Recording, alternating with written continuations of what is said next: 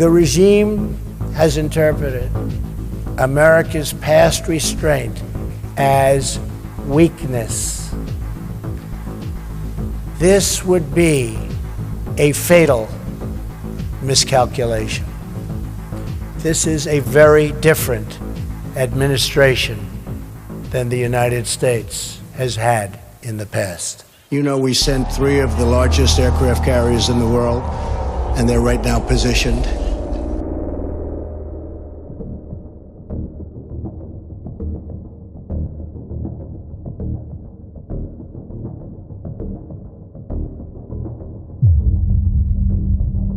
We have a nuclear submarine also positioned.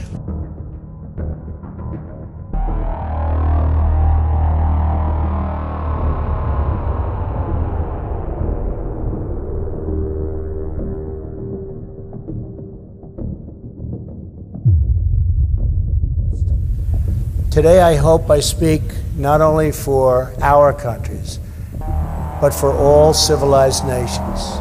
When I say to the North, do not underestimate us and do not try us. I also have come here to this peninsula to deliver a message directly to the leader of the North Korean dictatorship. The weapons you are acquiring are not making you safer. They are putting your regime in grave danger. Every step you take down this dark path increases the peril you face. North Korea is not the paradise your grandfather envisioned. It is a hell that no person deserves. Yet despite every crime you have committed against God and man, you are ready to offer, and we will do that. We will offer a path to a much better future. It begins with an end to the aggression of your regime, a stop to your development of ballistic missiles, and complete, verifiable, and total denuclearization.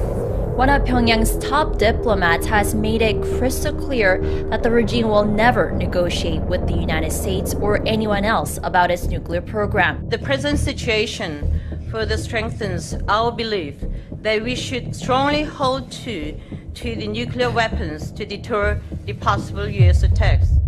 DPRK's nuclear weapons are non-negotiable unless the U.S. is prepared to coexist with the nuclear DPRK. It is our responsibility and our duty to confront this danger together, because the longer we wait, the greater the danger grows and the fewer the options become.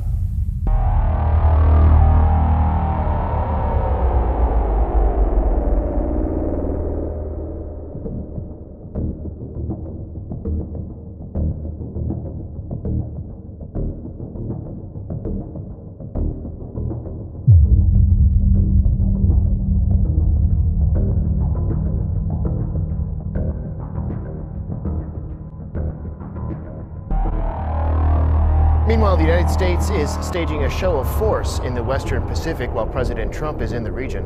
According to the U.S. Navy, 3 aircraft carrier strike groups based around the USS Nimitz, the USS Ronald Reagan, and the USS Theodore Roosevelt will hold drills in the region over the coming days. The mock battle exercises will also involve guided missile destroyers and submarines. At a press conference in Seoul on Tuesday, President Trump said the warships are showing great strength. President Trump squares up symbolically against Kim Jong-un, saying he's got a personal message for the North Korean dictator. Your nuclear buildup and missile tests are putting your regime in danger. Then Trump gets more personal, going after Kim's grandfather.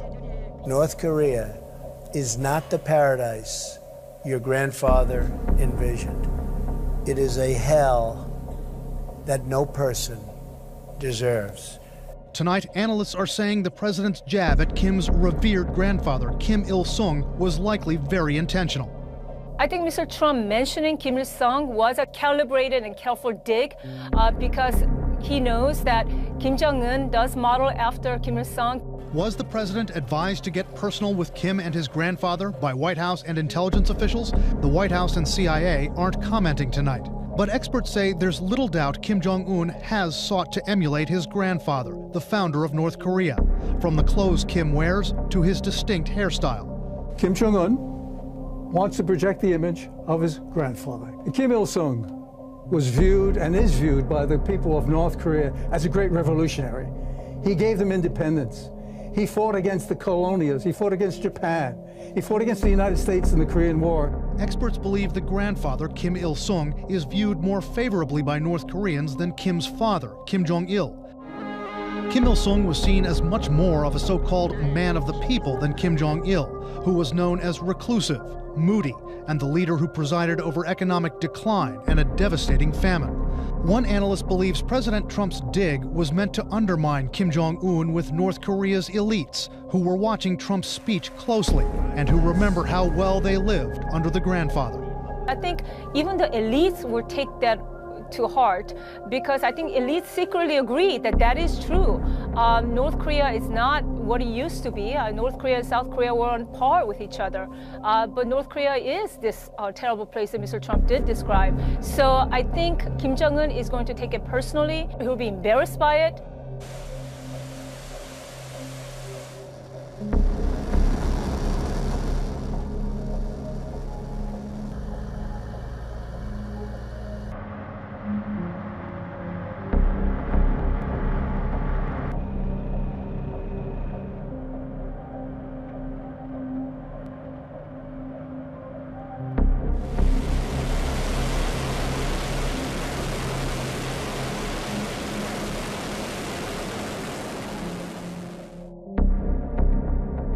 North Korea has to believe that the military option is on the table. So what I think President Trump was trying to do was make very, very clear last night that he is willing to take military action against the North Korean regime. The problem is the North Koreans really don't believe it.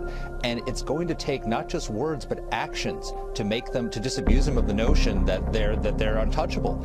And I think President Trump has a model for what to do. And it's what he did a few months into his presidency in Syria, after the Syrian regime violated once again Barack Obama's red line on not using chemical weapons. After repeatedly doing so, it took him about less than 2 days to launch a military strike on the base that had launched that chemical attack. And that sent a signal to the Assad regime: you are not going to do that again, or you're going to face even worse. And I think Donald Trump has to send a similar signal to the North Korean regime. He has to say to the North Koreans, your days of testing nuclear weapons and ballistic missiles are over. I am declaring North Korea a no-fly zone for ballistic missiles and a no-test zone for nuclear weapons, and if you try to test them, we're going to take them out.